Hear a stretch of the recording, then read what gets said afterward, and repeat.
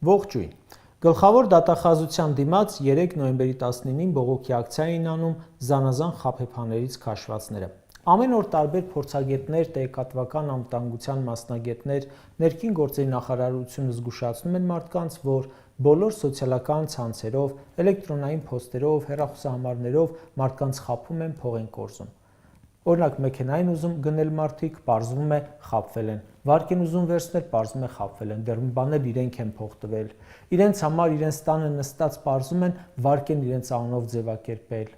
գումար են ներդնում ինչ-որ գործի մեջ, պարզվում է խաբվել են։ Այս կարգի բաների նկատմամբ քաղաքացին անպաշտպան է։ Ներքին գործերի նախարարությունը զգուշացնելուց բացի այլ բան չի անում։ Դատախազության դիմացի ակցիան ունիկալ էր։ Տարբեր խաբեբաների զոհ գնացած մարդիկ էին, ասում են դիմել ենք վարկ ստանալու, մեզնից փող են ուզել, որ վարկ տան, տվել ենք, քաշվել ենք,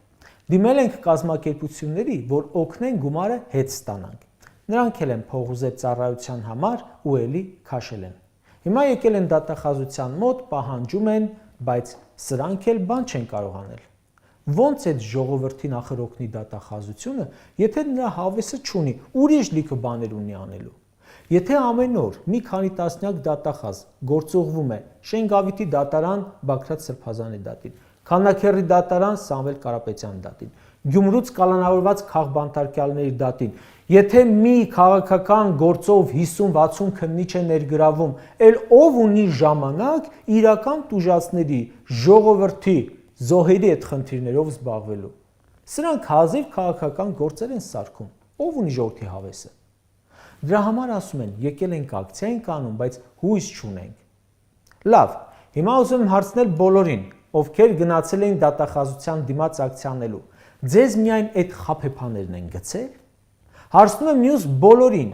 ովքեր ակցիա չեն անում, Հայաստանի Հանրապետության 3 միլիոն քաղաքացիներին, իսկ ձեզ խաբեբաները չեն գցել։ Եթե համացանցով ինչ-որ խաբեբաների ձեռքն եք ընկնում, ձեր տվյալները պաշտպանված չեն լինում, հավատում եք բոլորին, վստահում եք ձեր գումարները, տալիս եք ու քաշվում եք։ Դրանով կորցնում եք ձեր ունեցվածքը, քայքայվում են նյարդերը, բայց արդյոք խաբեբաներ չեն նաև նրանք, ովքեր ձեզ չեն պաշտպանում այդ ամենից, ուրիշ բաների մեջ են գցում։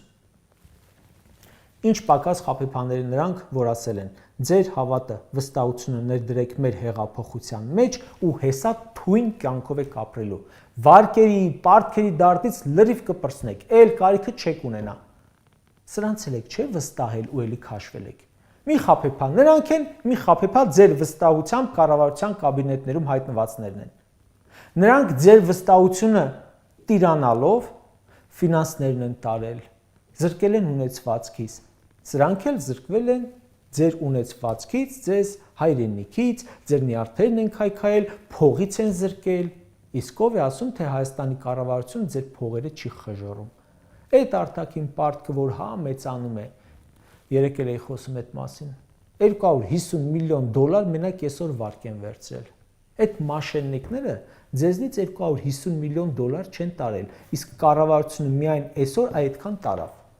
Ամեն ինչ թանկացել է, պարենային զամբյուղը թանկացել է, հարկերը շատացել են, տուրքերը շատացել են, տրանսպորտը թանկացել է, գույքահարկը թանկացել է, աղբի վճարը թանկացել է, կարմիր գծերը թանկացել են, սաղ կյանքն է թանկացել։ Սրանք այս թանկացումներով ձեզնից ավելի շատ փող են կորզում, քան այդ խաբեբաները։ Բայց ինչպես որ այդ մաշեննիկներն են ասում, հավատա մեզ, փողերը տուր, այս բաները կանենք, սրանք էլ էին ասում, հավատացեք մեզ, վստահեք, ամեն ինչ կեժանանա, արագաչափերը կհանենք, Ադրբեջանին կկրենք, Ղարաբաղը կանկախացնենք եւ այլն եւ այլն։ Կրկնում եմ, ինչքան փող ես տվել այդ խաբեբաներին ու ինչքան փող են քեզնից տարել այս խաբեբաները։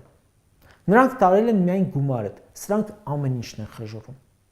Հիմա ասում ես դատախազություն, այն մաշեննիկին չգիտեմ ով է, չեմ ճանաչում, բայց բռնի, իսկ այս մյուսներին գիտես ովքեր են։ Սրանք են մարդիկ են, որ ասել են ժողովուրդ ջան, մենք հեչ, մենք ձեզ համար ենք գալիս իշխանության, մենք ջանդամ,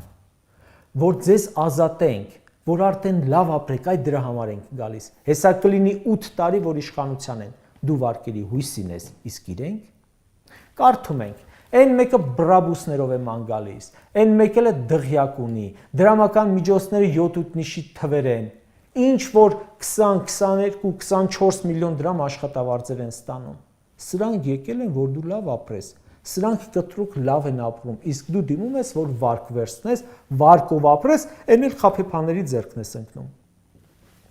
2018 թվականին քպականները հպարտանում էին, որ հաշիվներում 0 դրամ է, դա թալանվածության նշան էր, իսկ այսօր խաբեբաներ չեն, սաղ մարզի ժողովուրդը բողոքում է, որ ոռոգման ջուր չի ունենում, բերք չի կարողանում մթերել, վարկի տակ ճռում է, կարկուտը սաղ տանում է, փոխհատուցում չեն տալիս, իրենց մարզպետը $30,000 ժամացույց է օգտագործում ժողովուրդ ջան։ Այդ խաբվելու համար քեզ ված չես զգում։ Հեղափոխություն կոչվածից ամիսներ անց Նիկոլ Արտասամանյան հայց է կատարում, հանդիպում է հայ համայնքին ու հպարտորեն ասում. մեր թիմում մեծահարուստ չկա։ Հիմա նայեք։ Հիմա համ հարստացել են, հաբել նախորդ թիմից լիքը մեծահարուստ, օլիգարխ, անգամ քուչի խուժան թևակողել են սրանց թիմ։ 25% աղքատություն ունեցող երկրում նախարարը մի քանի $1000 հագուկապ ունի ու ծաղրում է նրանց, ովքեր այդ մասին խոսում են։ Ու այս ամենի հանդիսատեսը ժողովուրդն է։ Մենք հիմա ուղիղ եթերով նստած նայում ենք, թե ինչպես են կառավարության խաբեբաները ու կառավարության գործունեությունից, անգործությունից ոգևորված խաբեբաները մեզ թալանում։ Մենք ուղիղ եթերով նստել նայում ենք սրանց հարստանալը։ Սիրելի հպարտ ժողովուրդ, վարչապետ եք, ինչ եք, մոռացել եմ էլ ձեզ ինչ պաշտոներ սա տվել։ Դուք այդ թատրոնի հանդիսատեսն եք։ Լուսանկարներ նայեք։ Էսա թատրոնը։ Այս բեմն է, այս հանդիսատեսն է։ Սկզբից բարձացան բեմ, ձեզ մի հատ լավ ծափահարեցին, ասեցին դուխով մեռնում ենք ձեզ համար, բոլորիդ բաժանեցին վարչապետի կոչում ու վերջ։ Էլ դուք կապ չունեք այդ բեմի հետ։ Ոնց որ լինում է սովորական թատրոններում։ Դուք ընդամենը հանդիսատես եք ու հետևում եք զարգացումներին։ Բեմի վրա գործող անձինք արագ հարստանում են։ Այն միլիոնատերերը բեմի վրա փոխարինվում են մյուս միլիոնատերերով, կամ այն նախկին միլիոնատերերը տեղափոխվում են արդեն բեմի մյուս կողմը։ Այդ միլիոններից հանդիսատեսին ոչ մի կոպեկ բաժին չկա։ Դուք ընդամենը հետևում եք, ով է հարստանում, ով ինչ է առնում ձեր հաշվին։ Ու հա ձեզանից ուզում են տոմսի գումար, որ շարունակեն թատրոնը։ Դուք էլ վճարում եք։ Այդ որ մի կինո կամ թատրոն գնացածն է փող տալուց բացի հարստացած հետ եկել։ Դուք պոպկորնը առել եք ու հետևում եք թատրոնին։ Սրանք հարստանում են, մի միլիարդերը, մի բրաբուսատերը փոխվում են մյուսով, այն մեկից դղյակը խլում են մյուսին են տալիս, բայց դրանից ձեզ ոչինչ։ Ուղղակի ներկայացման վերջում նոր փռած ասֆալտով գնում եք տուն։ Կարճ ասած, այդ թատրոնի համար դու ես վճարում ժողովուրդ ջան, դու ես տոմսերն առել, դու ես որոշում մինչև երբ մաշենիկները քեզ թալանեն։ Որ պահին դու չուզենաս, դու չթողնես, այդ ժամանակ էլ ձեռքներից կբռնես ու էլ չեն թալանի։ Ի վերջո, հանդիսատեսից պետք է անցնես բեմ։ Դու ես տոմսի փողը տալիս, դերասաններին վճարում, ուրեմն պետք է դու որոշես։